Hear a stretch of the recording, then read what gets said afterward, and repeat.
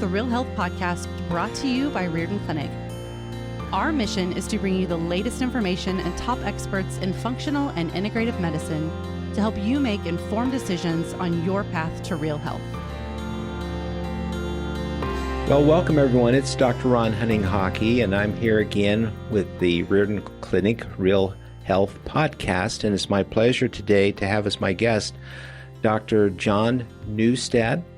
And Dr. John is a naturopathic doctor, and he's written a wonderful small book, not too big, but enough to really give you a good foundation in how to fracture-proof your bones. And so, John, welcome to our show. Thank you. I'm curious, I always like to ask people, how did you get so interested in bones and healthy bones? The topic really found me. I never would have anticipated when I started my career that this would be what I ended up specializing in. But I was getting patients into my clinic with osteoporosis, and I thought I was doing a great job. Their bone density was improving using integrative and natural methods. And so I was happy and they were happy. My mother-in-law, who has osteoporosis, she was working with her conventional doctor and taking Fosamax, taking the medication, and her bone density was going up. So she was happy. Her doctor was happy. I was happy. And then she fell and broke her leg, broke her hip. And I started thinking, something's not right here. Something's wrong. And I started researching and looking at bone density and really how valuable it is. Are we doing the best jobs to protect our patients? Because if you have osteoporosis and fracture a hip, there's up to a 36% chance that you're going to be dead within a year. And up to 60% of those people never regain their full pain-free mobility that they had before their fracture. And as I was looking through the research and started learning more and more, what I realized is we've known since the 1990s that a bone density test predicts less than half of the people who will break a bone. In fact, a bone density test only predicts 44% of women with osteoporosis who will break a bone and only 21% of men. Different organizations, the World Health Organization, the North American Menopause Society, the Bone Health and Osteoporosis Foundation, anybody who's looked at the research has correctly concluded that fracture risk depends on things largely other than bone density. It's only one piece of the puzzle, and yet clinicians and patients, even still to this day, almost exclusively focus on that number on that test and improving that bone density. So what you're talking about is what is good for the bone and what is bad for the bone. The number kind of alerts you that there may be a risk, but fixing the number itself doesn't always get you to where you need to be. And plus, fixing the number itself is not always that easy. And I found that a lot of people get discouraged chasing the number. And I try to get them thinking about what in your lifestyle can make the biggest difference to lower your risk for having a fracture. So I don't know, how do you approach that with your patients? Great question. One of the biggest predictor, most consistent predictor of fracture risk is somebody's gait and mobility. So is their balance good? Is their muscle strength good? Because 95% of fractures occur because somebody falls. Right. So anything we can do to prevent falling can prevent fractures. So that's really important, and understanding the value of movement and exercise and doing it safely is important. Diet, also very important. The Mediterranean style diet has been associated with a 21% reduced risk for hip fractures and improved recovery if someone were to fracture. So optimizing somebody's diet, also very important. But calcium alone in the diet is not the whole story. A lot of people think if they would just drink milk and eat other high calcium foods, that's going to solve the problem. But evidently you need more of a diversified whole foods diet. The bone is a tissue. And tissues are complex. It's not just one thing. It's not just the minerals like calcium and magnesium that are in bone, but there's lots of proteins in bone. There's collagen, which is a big component of bone, but there are 180 to 200 other proteins besides collagen in bone. And they need B vitamins to work your biochemistry, and protein and minerals and other vitamins. So just focusing on just calcium and saying, I need to get enough calcium in my diet is missing the bigger picture of giving the nutrients giving the body a well-rounded diet of different nutrients is important. And specifically getting enough protein, which is where a lot of people seem to fall a bit short. Yeah. What are the negatives? What are the things that are common in the modern lifestyle that is really bad for your bones? One of the most common things now that I see are medications. There are a lot of over-the-counter and prescription medications that destroy bone or decrease balance.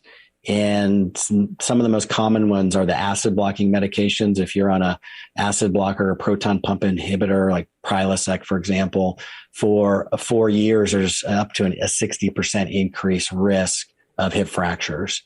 Antidepressant medications, the SSRIs, anything that increases serotonin like Prozac, that increases the risk for fractures. Now, a couple of studies have come out, and we now know that for every 19 people taking it, we expect that there may be one additional fracture caused by it. And those are things that most doctors don't know. They're prescribing these medications unwittingly and harming bone and increasing fractures. So really understanding, there's a whole chapter in my book on medication-induced osteoporosis, making sure you look at the list of medications and talk to your doctor about them if any of those medications that are in there that you're taking.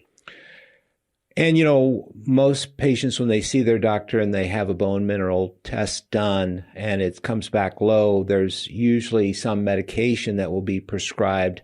What's the good, the bad, and the ugly regarding these osteoporosis medications?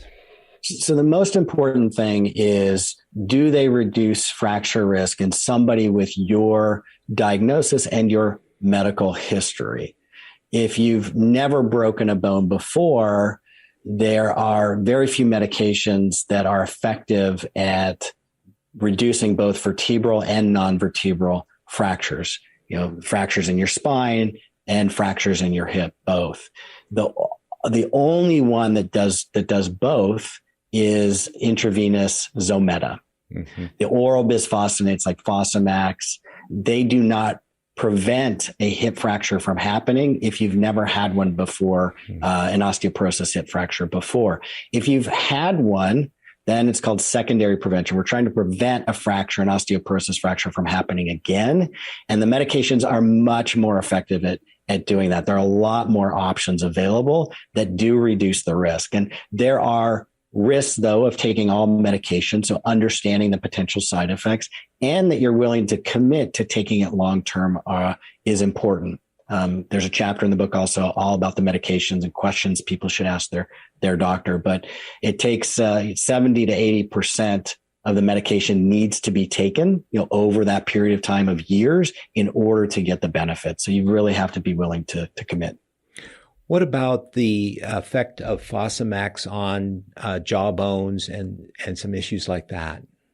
So that's called osteonecrosis of the jaw. It's a big challenge. Dentists will frequently have people stop their medication before doing any procedures, even as simple as pulling a tooth, because the Fosamax, the bisphosphonate category of medications, what that does is it creates a situation where your jawbone literally can just start to disintegrate.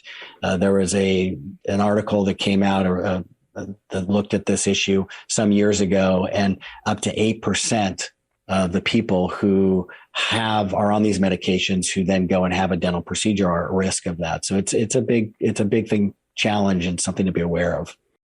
So looking at what patients can do for strengthening their bones, tell me a little bit about how, in terms of exercise, where does strength building come in? Where does aerobic exercise come in?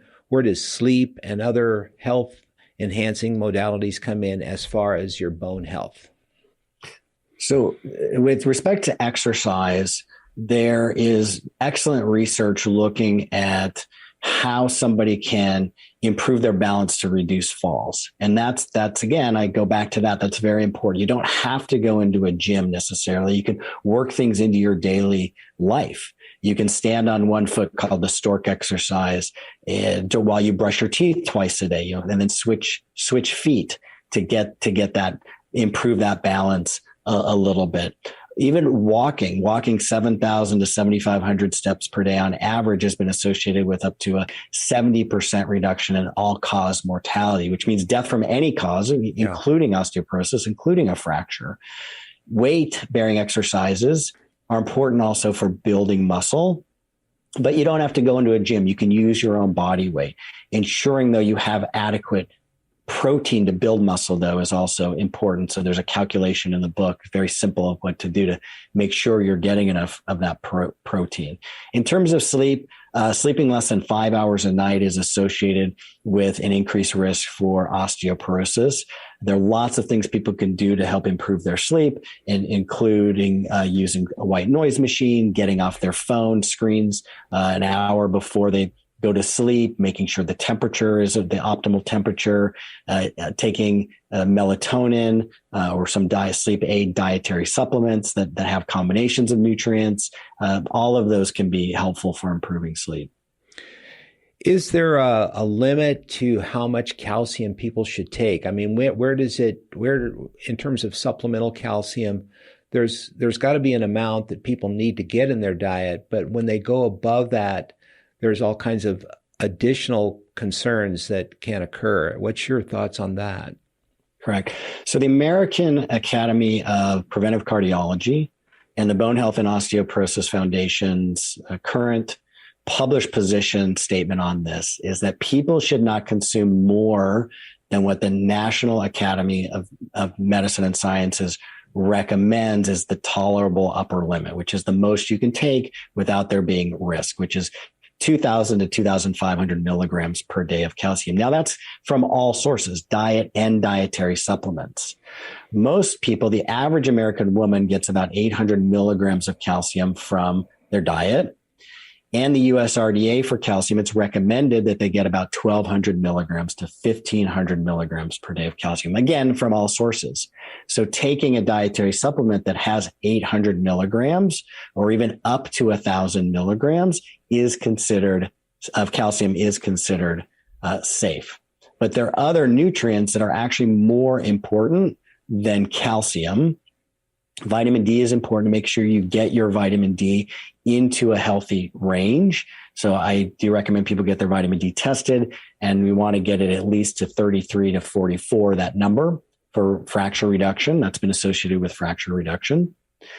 And then there's a form of vitamin K2 called MK4 in the amount of 45 milligrams per day. That's the only form of vitamin K2 shown in studies and clinical trials, not only to promote healthy bone density, but to maintain bone strength as indicated by over 70% fewer fractures in clinical trials. Wow. And it's because of that research and because of me diving into the literature and the research, over a decade ago, 15, 16 years ago, because of my mother-in-law, because of my patients, and I discovered the research, that product, that nutrient did not exist in the clinical dose with calcium and vitamin D at the time. So I created it. And that's my OsteoK and OsteoK Minis products that I launched onto the market in 2007. And I'm so convinced by the research that in fact, and my experience with it, that in fact, just this last year, we rolled out a new guarantee that we guarantee that people taking those products will see their bone density stabilize or improve within 6 months. But more importantly, they will maintain strong bones. So if they break a bone, we will refund their money for all qualifying purchases. Yeah, and also by taking vitamin K2, you also do not have to worry so much about vitamin D toxicity, because the only thing that vitamin D toxicity will do is give you excessively high calcium level. And so this will help you maintain it into the normal range if you are taking extra vitamin D. So that's one other benefit of it as well. So for the women that are going in to get their DEXA scans, it's always been confusing about the T-score and the Z-score. How do you advocate women use that information? Great question. So if you are if you're postmenopausal woman, then a T-score is applicable to you. A T-score of -1 to -2.5 means that you have osteopenia or pre-osteoporosis. You've got some bone loss, but it's not all the way to osteoporosis. And a T-score of -2.5 or lower, -2.8, -3.0, et cetera, means you have osteoporosis. What that number is doing is it's comparing your bone density, which is only the amount of minerals in bone, not the amount of proteins or collagen or other Good things point. I talked about, Good only point. the minerals. And it compares that amount of minerals in your bone to a woman in her 20s of the same race, 20 to 29 years old.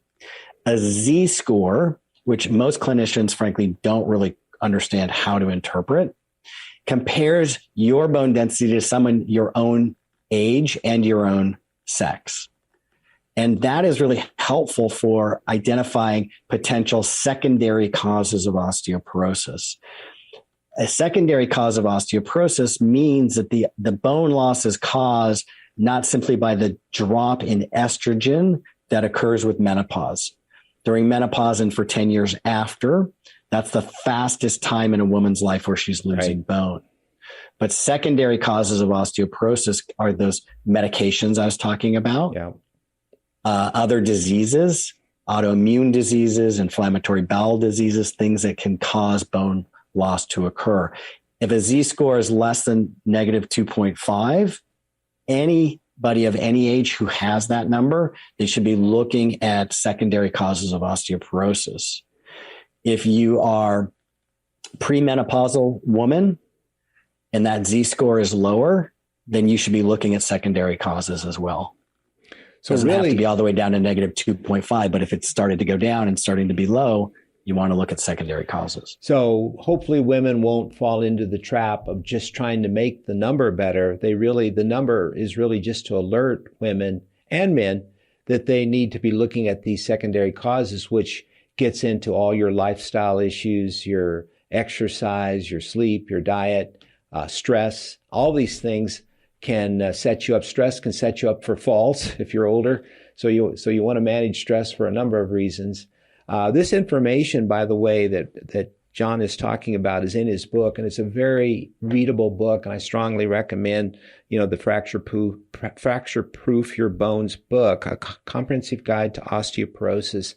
And John, I really want to thank you because I'll be honest with you, I'm a family physician, and I certainly do promote, the whole life type improved lifestyle, nutrition, and everything that we've talked about.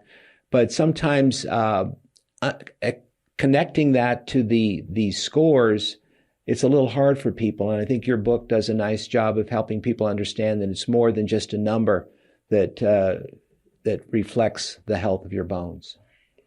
Thank you. Yeah, writing this book and researching it was really a labor of love. And it's so rewarding to me, especially from colleagues, to get this feedback, but also from people who read it and are writing in and letting me know how much it's changed their life and how they're now have the right questions to ask their doctors and speak to their doctors about to make sure they're getting the best care for themselves. So Dr. John Neustadt, thank you very much for being on the Real Health Podcast. Thank you for listening to the Real Health Podcast. If you enjoyed this episode, be sure to subscribe and leave us a review. You can also find all of the episodes and show notes over at realhealthpodcast.org. Also, be sure to visit riordanclinic.org, where you will find hundreds of videos and articles to help you create your own version of real health.